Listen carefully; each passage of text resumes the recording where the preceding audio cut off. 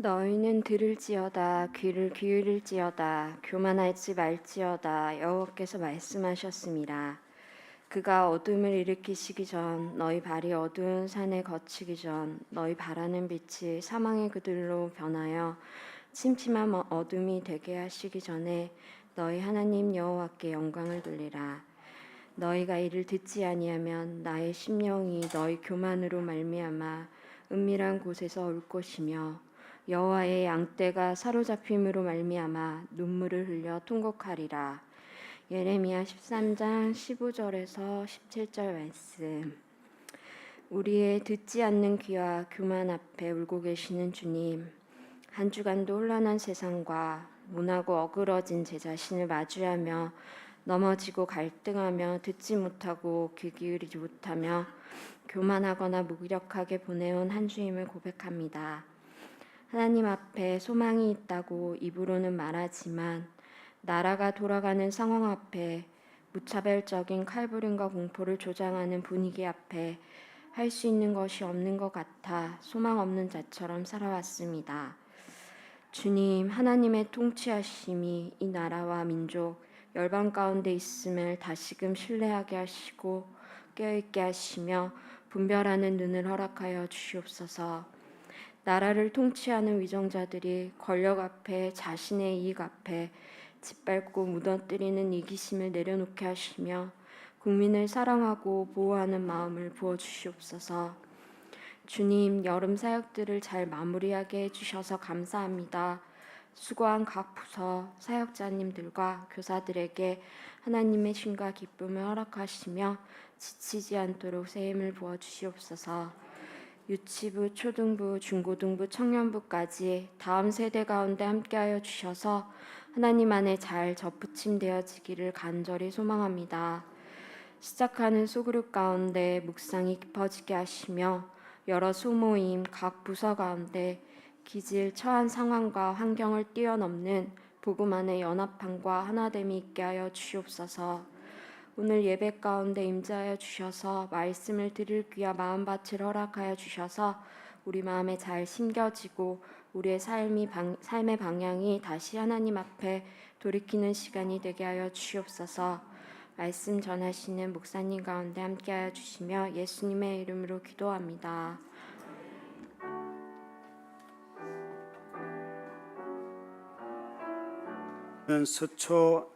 서이초 초등학교 선생님의 죽음을 통하여서 우리가 보고 있는 것, 그러니까 아이들을 학교에 맡긴 부모들이 어떻게 행동하는가 하는 것을 여러 가지 모양을 통해서 소식을 듣습니다. 어떤 부모는 다른 선생님을 통해서 들으니까 내 아이에게 왕의 DNA가 있다. 그래서 이 아이를 절대 훈계도 하면 안 되고 하는 그런 이야기들을 선생님에게 했다는 거예요. 참 여러분, 왜 이런 일들이 일어날까? 왜 학교에 자신들의 아이들을 맡기면 선생님들이 전문적으로 훈련된 분들인데 그분들이 잘 교육을 할 터인데도 불구하고 왜 부모인 자기 자신이 그 아이들을 제일 교육을 잘한다고 생각을 하고 그 교육 잘한다를 넘어서서 거의 폐륜적인 행동을 하거나 아니면 정말 자기 아이만 키우기 위해서 혈안이 되어 있는 이런 모습을 우리는 너무나 많이 보고 있습니다. 어쩌면 사회가 불안정해지면 사람들이 일반적으로 취하는 태도가 각자 도생하자, 내가 남 일에 간섭하지 않고 나만 좀 잘 살자 하는 마음을 가지고 살지만 지금은 내가 그 일을 당하지 않아도 이런 사회의 안정감이 깨지면 언젠가는 나 또한 그 일을 그대로 당하게 됩니다. 우리가 어떻게 하면 이 불안정해진 이 사회적인 안정감이 깨져 있는 이 사회를 안정감 있는 사회로 바꿀 수 있을까요? 거기다 이번 주에는 후쿠시마의 이 핵 방사능 오염수마저 그냥 바다에 이제 방출하기 시작을 하니까 모든 사람들이 다들 환경적인 재난 앞에 큰 두려움과 공포를 느끼고 수산업을 하시는 분들은 아예 절규를 하고 있습니다. 지난 6월에 갔던 관리도 그 교회에 계시는 목사님과 그 제가 묵었던 숙소 예 집사님이 그러시더라고요. 이때쯤 되면 원래 8월이면 거기가 다 숙박이 다 예약이 되는 곳인데 아예 오지를 않는다는 것이에요. 그래서 그 바닷가에 사시는 분들이 삼계탕을 해야 되나 이런 생각을 하고 계신다고 하시더라고요. 여러분, 이렇게 우리 사회가 이 소셜 스테빌리티가 사회적 안정감이 다 무너져 있는데 이런 취약함 속에서 살아가는 우리들이 어떻게 하면은 이것을 극복하고 새로운 사회로 나아갈 수 있을까요? 도대체 이 사회의 안정감은 어디로부터 오게 되겠습니까? 우리 모두는 다 서로 간의 신뢰가 이 사회를 만들어가는 데 있어서 대단히 중요하다는 것을 다 알고 있습니다. 그래서 신뢰가 없는 사회는 누구도 살 수가 없지 않습니까? 그런데 이 신뢰를 어디서 배울 수 있을까요? 사실 어제도 결혼식을 하였는데 결혼식을 가면 항상 언약을 맺습니다. 그 언약의 내용 중에 아플 때나 건강할 때나 또 젊었을 때나 늙었을 때나 항상 당신과 함께 하겠다는 언약으로 결혼이 이루어지잖아요. 그래서 어제 그 부부도 고와 낙을 함께하며 하셨어요.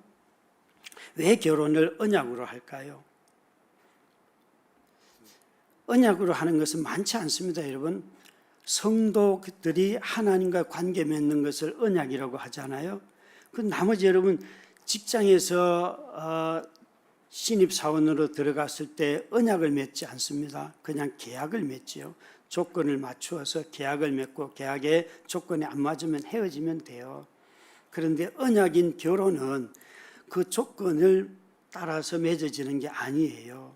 그것과 상관이 없이 항상 내가 당신과 함께 있겠다, 당신과 함께 살겠다 하는 약속이에요.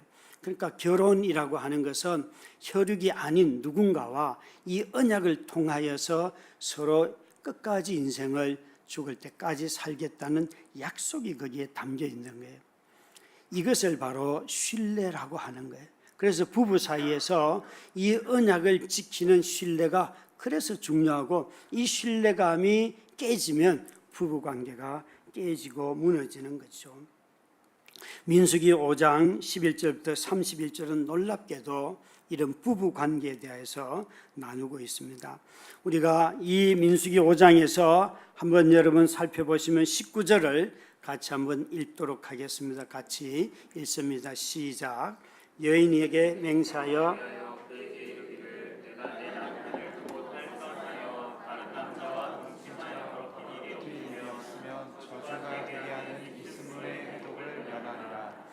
여기에 보시면 이 민수기에는 어떤 5장은 뭘 얘기하려고 하는가 하면 전체적으로 너희들이 하나님의 백성이 되어서 일상의 삶을 살아갈 때에 아주 정결해야 하고 그리고 남에게 재정적인 손해를 입히면 갚아야 하는데 당사자가 죽었으면 친척에게 갚아야 하고 친척도 죽었으면 제사장에게 갚아야 한다 라고 이야기하면서 그냥 일상적으로 내가 누군가에게 손해를 재정적으로 입힌 것이 개인적으로 끝나는 것이 아니고 그것이 하나님과의 관계까지 연결이 되어 있어요.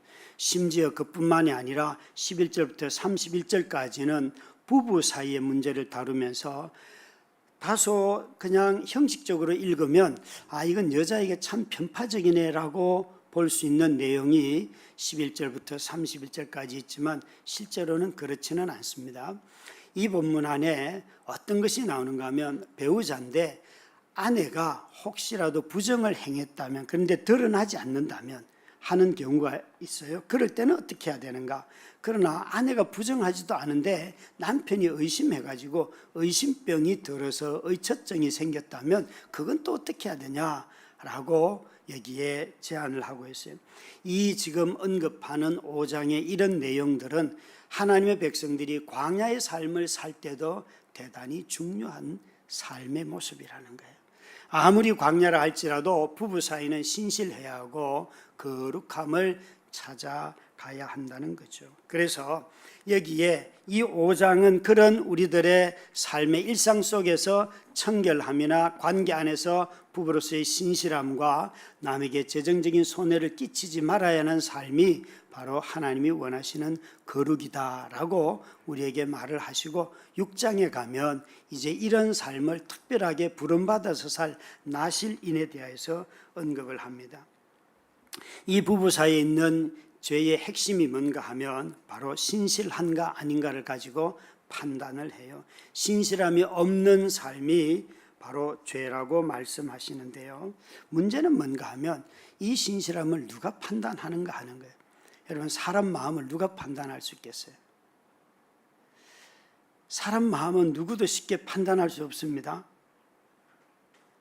우리가 아주 오만해지면 자꾸 사람 마음을 판단하려고 해요.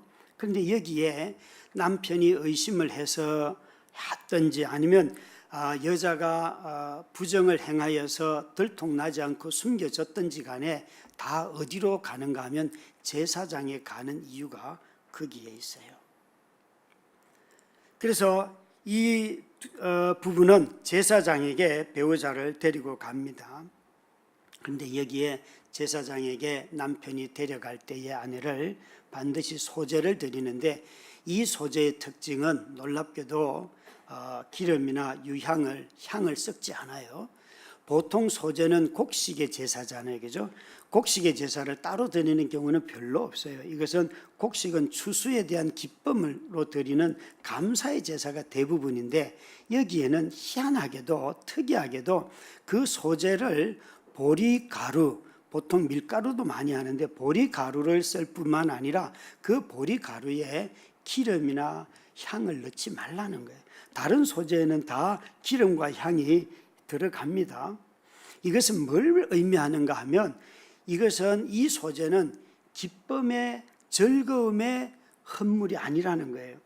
이 소재의 이름을 의심의 법이라 기억의 법이라 기억의 소재물이라 이렇게 이 레위기는 민수기는 우리에게 가르쳐 주고 있어요.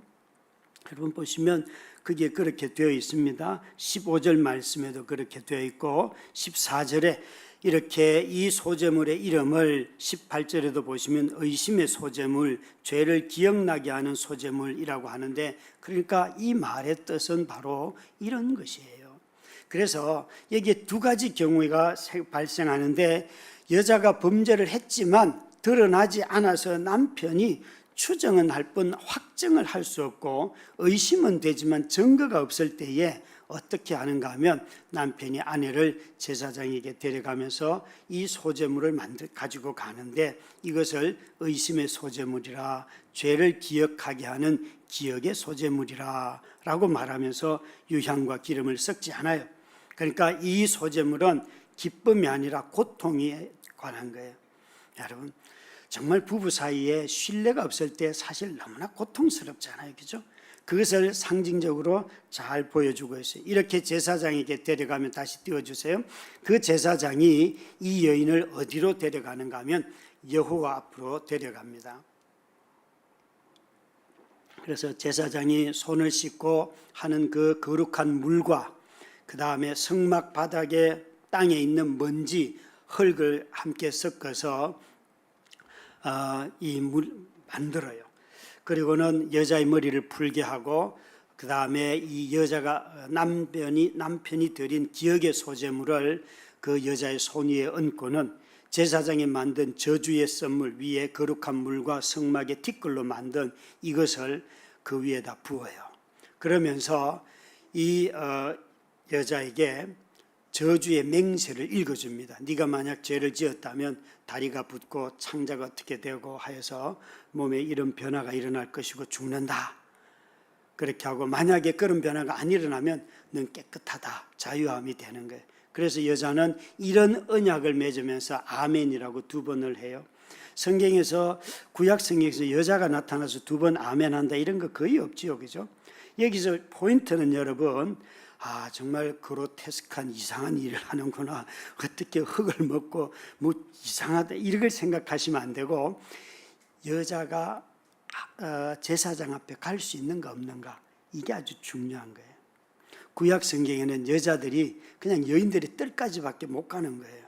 그런데 제사장 앞에까지 들어가서 하나님이 직접 이 여자가 죄가 있는가 없는가를 제사장도 아니고 남편도 아니고 아무도 아니고 하나님이 직접 판단하시겠다는 거예요. 여러분, 죄에 대한 판단은 누가 하는 거예요? 우린 참 이거 쉽게 어기게 됩니다. 우리 모두는 다 죄를 짓지 않으려고 죄를 분별해야 되는 건 맞지만, 그러나 다른 사람에 대해서 이야기할 때에 너무나 자신이 죄 짓지 않으려고 애를 쓰는 것과는 달리 남을 정죄할 때가 정말 많습니다. 여러분, 알 수 없습니다.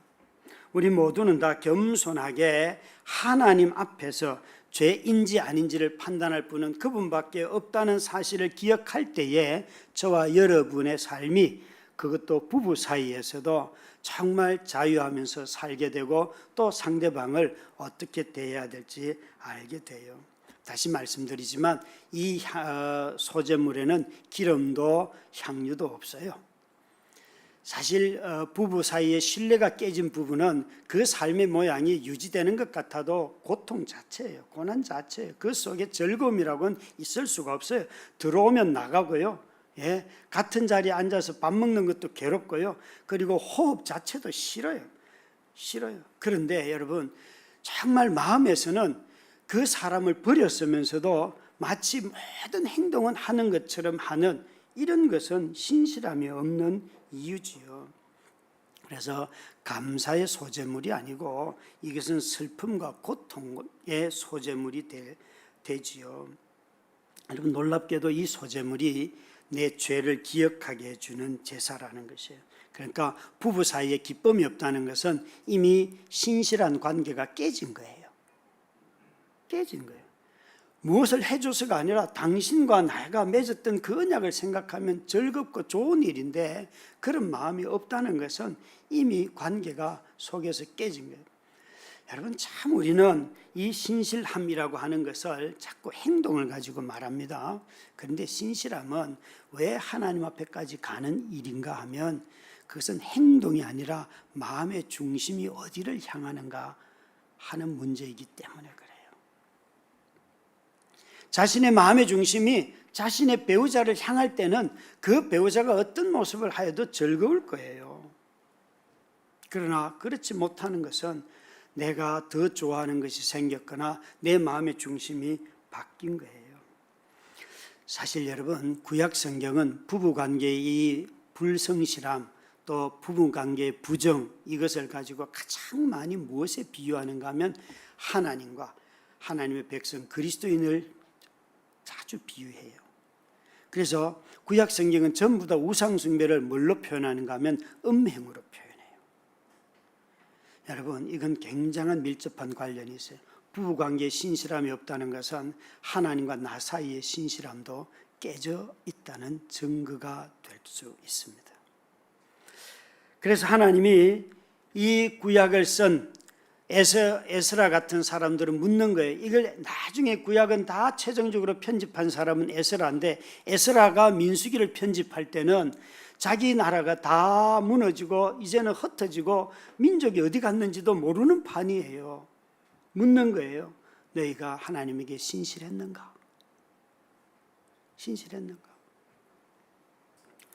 저는 우리 옥난 집사님이 저희 교회 와서 이렇게 교회 들어오는 과정을 이렇게 설명한 걸 들으면서 속으로 이런 생각을 했어요. 야, 그래도 빨리 들어왔다. 저분의 성향상 굉장히 빠른 시간 안에 입적을 하였구나.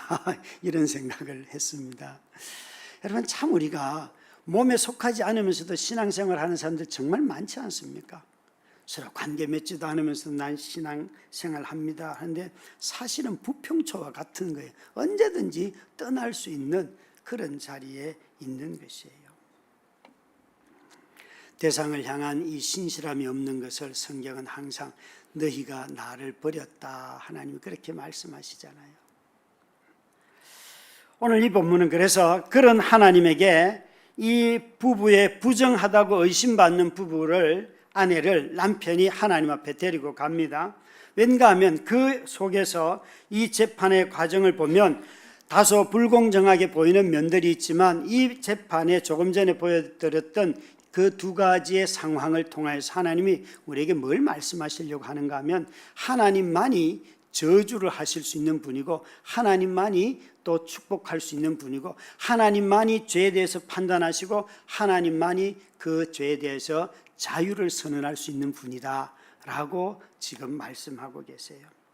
여기 정말 흙과 물을 섞어서 만들고 그걸 또 가루로 음식을 태운 재를 거기다 섞어서 그 물을 마시고 한다는 것은 정말 여러분 이 물을 먹으면 낫는다 이렇게 안 믿으시죠? 여기서 초점은 그것은 하나의 어떤 행동이지만 그 초점은 뭔가 하면 하나님께서 물을 마신다고 해서 그 물이 그를 저주하는 게 아니잖아요.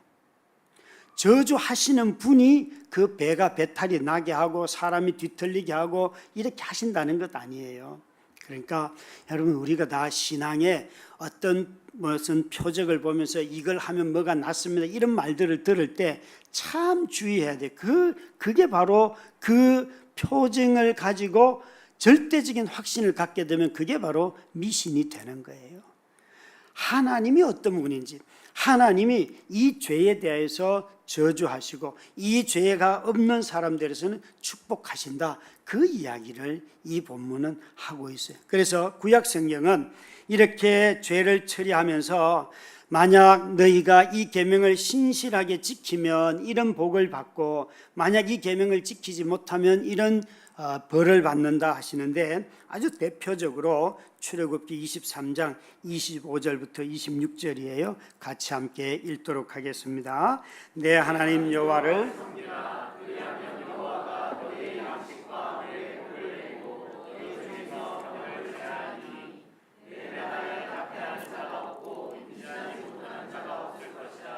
내가 너의 날수를 채우리라. 자, 구약 성경은요 항상 하나님의 언약을 지키면 병이 없고 양식과 물을 주고 그 다음에 낙태하는 일도 없고 임신하지 못하는 자가 없고 이렇게 적용을 해보면요 여기에 정말 어마어마하게 하나님 앞에 신실하게 사는 사람들 중에도 여기에 걸리는 사람들이 되게 많습니다. 구약은 이런 방식으로 하나님의 언약을 표현을 했어요. 그런데 이 하나님의 약속의 복이 신약으로 오면 이런 약속들이 거의 잘 안 나타나죠. 신약에는 뭘로 다 나타나요? 예수 그리스도가 유일한 복이고 영생의 복이고 그분을 만나면 너희 가운데 결혼을 했는데 자녀가 없어도 너무나 신실하고 행복하게 사는 사람들도 있고 또 너희가 예수를 잘 믿고 신실한데도 불구하고 직장에서 성실하게 일하는데도 쫓겨나서 가난에 처하는 사람들도 있고 그거 아무 신약 성경은 그런 걸 가지고 저주받았다 심판받았다 이렇게 말하지 않잖아요. 우리에게 주시는 가장 큰 복이 예수 그리스도. 이스라엘 백성들은 이것도 못 지켰지만 이렇게 지킨다고 해서 이렇게 장수와 이런 축복을 준다고 해서 그 가정이 다 그리스도에게 신실한가? 그리스도를 모르는 사람들이 얼마나 많습니까?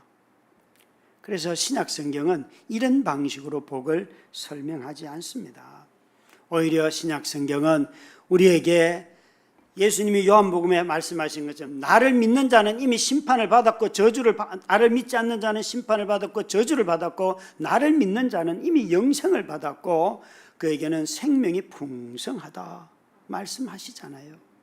여러분 우리가 이런 삶의 어떤 형편 가지고 자꾸 저주받은 것처럼 생각할 것이 아니라 내 마음의 중심이 그분을 향하고 있으면 이미 그분이 나의 주가 되시고 나의 아빠가 되시고 나와 동행하시는 것 이것 자체가 너무 큰 복이잖아요.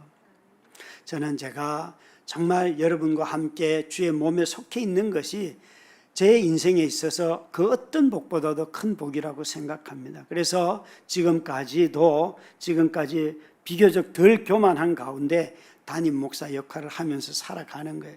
제가 보니까 담임 목사들이 자기 혼자만 교회라고 생각하는 분들이 생각보다 많은 것 같더라고요. 아니요, 저는 제가 여기에 속해 있다는 것이 제게 큰 복이에요. 그게 예수 그리스도로 말미암아 누리는 복이기 때문에 그래요. 사랑하는 성도 여러분, 하나님은 자신의 언약에 아주 신실하신 분이십니다. 그래서 하나님은 자신의 권능으로 정말 불임이었던 사람을 출산할 수 있는 은혜를 베푸시기도 하십니다. 그러나 동시에 자기의 제자들을 보면 그렇게 신실했던 사람들을 감옥에 보내기도 하고 매를 맞아 죽게도 하고 어려움 가운데서 그런 순교하는 일들도 일어나지 않습니까? 그래서 우리는 이것이 결과를 가지고 복을 이야기하면 구약 성경은 전부 다 성공의 신앙이 됩니다. 예수 잘 믿으면 복 받는다. 예수 잘 믿으면 재산이 늘어난다. 예수 잘 믿으면 건강해진다. 이런 식으로 다 떨어집니다. 그러나 성경은 그렇게 말하지 않습니다. 여러분, 우리 모두가 다 배우자에게 불성실해도 참 가정의 고통이 심하잖아요. 그렇죠? 배우자예요. 마음속에 자기 배우자를 늘 중심에 두지 않고 사는데 가정생활이 행복한 사람이 있습니까? 아무도 없습니다. 고난입니다. 고통입니다. 그런데 하물며 하나님을 내 마음의 중심에 두지 않는다면 인생이 얼마나 힘들겠어요. 얼마나 괴롭겠어요. 지금 주님은 그것을 묻고 있습니다. 저는 요한복음 4장에 보면 수가성 여인이 나오잖아요. 남편이 5 있고 이제 6번째 남편하고 살고 있는, 그래서 예수님이 그 우물가에서 앉아있다가 물들어 나온 12시에 물들어 나온 그 여인에게 말을 걸었어요. 그런데 이 여자가 아니 유대인이 왜 나한테 말을 겁니까? 그러니까 야 네가 남편이 5 있었는데 네 남편이 아니었고 지금 있는 그 남자도 네 남편이 아니다. 여러분, 이 여자는 남자를 6번째 남자를 만나서 살고 있는데도 왜 그 여자에게는 소속감이 없어요? 여러분, 이런 인생이 있을 수 있겠어요? 얼마나 불행한 여자예요. 그런데 그렇게 자기 자신의 소속감도 없는데도 불구하고 수치도 있고 하니까 그 12시에 물을 길러 나와서 일을 하고 있잖아요. 그런데 그 여자를 주님이 아시고 야, 너 정말 바람기가 많은 여자야, 이런 말씀 하시지 않잖아요. 오히려 이렇게 말하잖아요. 네가 떠온 물은 매번 떠와서 떠러 다시 오겠지만 내가 주는 물은 네가 마시면 네가 누구인지 알고 네가 어디에 소속되어 있는 줄 알고 너 자신이 내 백성이라는 걸 안다. 그러니까 이 물을 마시겠느냐. 그 여자에게 그 얘기 하잖아요. 그랬더니만 이 여자가 그 물을 마시겠다는 거 아니에요. 우리 주님이 그 여자에게 죄를 다 밝히고 너 이런 악을 행했지 이런 분이 아니라는 거예요. 놀랍게도 이 수가성 여인을 만나는 이 주님의 모습을 보면 오히려 6번이나 사람을 바꾸면서 살았어도 한 번도 안정감을 누린 적이 없는 이 여자, 더워도 일을 하러 물을 길러 나와야 되는 이 여자, 수치심이 많아서 사람들에게 자기를 숨기던 이 여자를 향하여서 주님이 뭐라고 말씀하시는가 하면 너 내가 주는 물을 마시면 나를 믿으면 너는 내 백성이 되는 거야 라고 말씀하고 계세요. 그래서 이 여인이 기쁨이 충만하여서 마을로 돌아가서 사람들을 데리고 나오잖아요. 그 마음속에 자신의 인생이 어디에 있는지를 알고 나니까 너무 기쁨이 충만해가지고 그 조금 전에 수치스러웠던 모든 삶이 다 바뀌지 않습니까?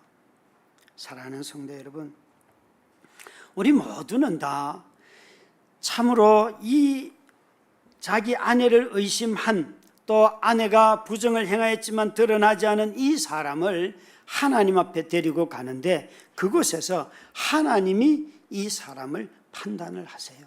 네가 죄인이다. 죄를 지었다. 너는 죄인이 아니다. 우리 모두가 예수 그리스도 앞에서 정말 엎드려서 용서받을 때에 저와 여러분의 마음속에 후회함이 없잖아요.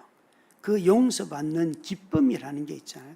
우리 모두는 다 주님 앞에까지 들어갔다 나오면서도 용서받은 확신을 가지고 나오지 아니하고 자꾸 후회를 가지고 나와요. 내가 이러면 안 되는데 저러면 안 되는데, 그러다 보니까 늘 반복할 뿐이에요. 여러분, 용서받으면 우리 안에 마음의 기쁨이 회복이 됩니다. 그래서 죄와 싸워 이길 힘을 얻게 되고 하나님의 용서가 얼마나 큰지를 알게 됩니다. 그 이후에 또 죄 짓습니다. 그러나 그건 또 깨달아지면 회개하고 하나님이 주시는 그 용서의 은혜를 누리며 살아가는 것이 성도의 삶입니다. 남편에게 의심받고 제사장 앞에 와서 그 물을 마시고 했는데 이 여자에게 아무런 어떤 죽음의 그림자가 없이 멀쩡하게 잘 살아있으면 이 여자는 어떤 마음일까요? 남편을 향하여서 뭐라고 말할까요? 정말 이 여자는 여보, 하나님이 내가 죄가 없다는 것을 이렇게 말씀하시잖아. 여러분, 이 여자는 그 제사장 앞에까지 갈 수 없는 사람이에요. 구약 성경에서 여자들은 뜰까지밖에 못 나갑니다. 그런데 이 여자는 허물로 의심을 받아서 내지는 자기 허물 때문에 그리스도 하나님 앞에 들어갔어요. 제사장 앞에서 이 일들이 일어나고 있어요. 그래서 오늘 민수기에는 이 여자가 이 여인을 제사장이 여호와 앞에 두고 제사장이 이 법대로 행할 것이니라 라고 30절에 말씀하고 계세요. 여호와 앞에 이 여인이 직접 나아갔다는 사실을 기억하시기 바랍니다. 이 여인은 자신의 의심이나 자신의 행위의 죄를 씻기 위해서 짐승을 드리지도 않습니다.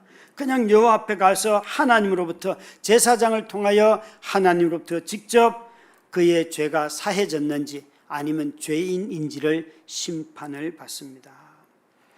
범죄했는지 안 했는지 남편도 모르고 제사장도 모르고 오직 하나님만 아십니다. 그런 점에서 이 여자는 그전에는 들어간 일도 없던 제사장 앞으로 가서 하나님의 존전에서 하나님으로부터 무죄 내지는 또 심판을 받게 되는 거지요.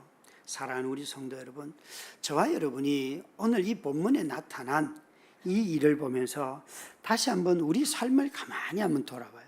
우리 마음의 신실함이, 마음의 방향이 어디를 향하는가?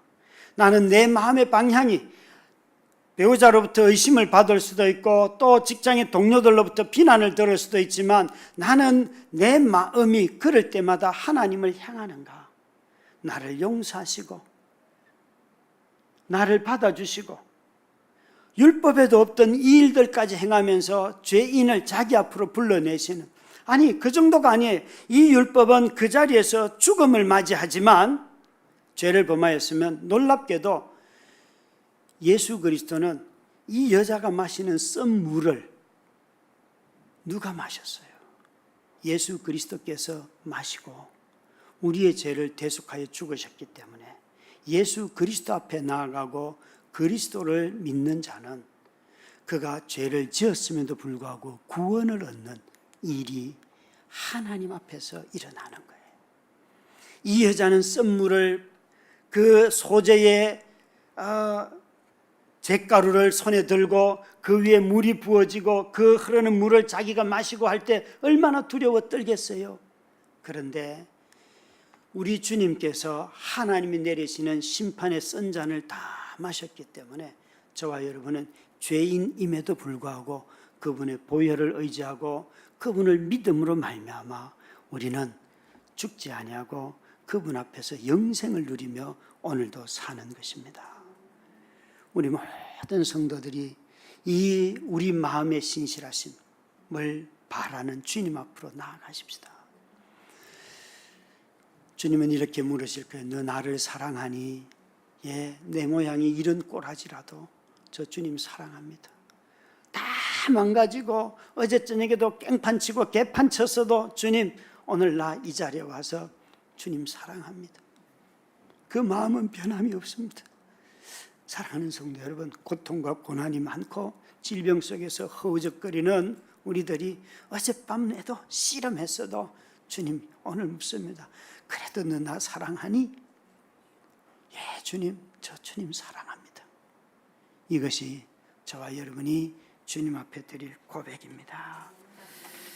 우리 함께